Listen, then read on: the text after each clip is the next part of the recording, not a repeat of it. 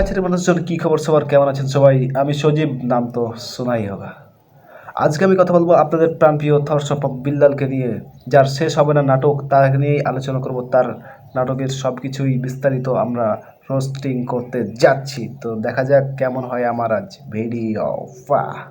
তো প্রথমে শুরু করা যায় গালি ছাড়া, তারপরে ধুইয়া দিমু গালি দিয়া। নায়িকানির প্রথম লোক, পা, তারপরে কানের দুল, তারপরে চোখ, সবই সুন্দর। এটা কি হলো? ফার্স্ট লুকে, নায়িকানির ফার্স্ট লুকে কেউ কাউকে বাঁচাবে, কেউ কাউকে কিছু সাহায্য করবে তা না, তার পা হাত দেখিয়ে হি হি হি, এটা কোনো কথা?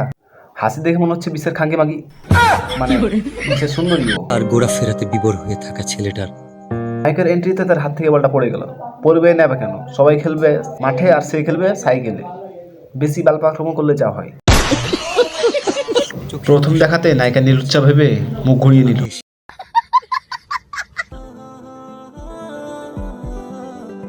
কি কে? ওই যে লুচ্চা, এটা প্রমাণ করে দিল। তারপরের দিনই লুচ্চা নামে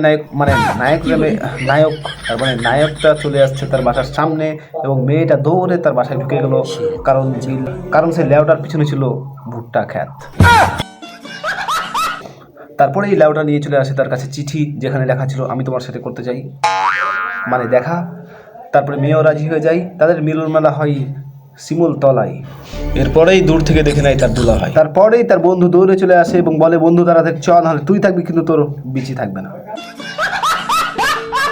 তারপর সে দৌড়ে তার বাসায় গেল এবং তার বউকে চড় মেরে বলল, তোর মতন বোন থাকতে তোর বোন অন্য লোকে বেটার লোকে ঘুরে কে? এবার তার বোন তাকে চড় মেরে বলল, ঘরে তোর দুলা ভাই থাকতে তোর বয়ফ্রেন্ডের দরকার হবে কে?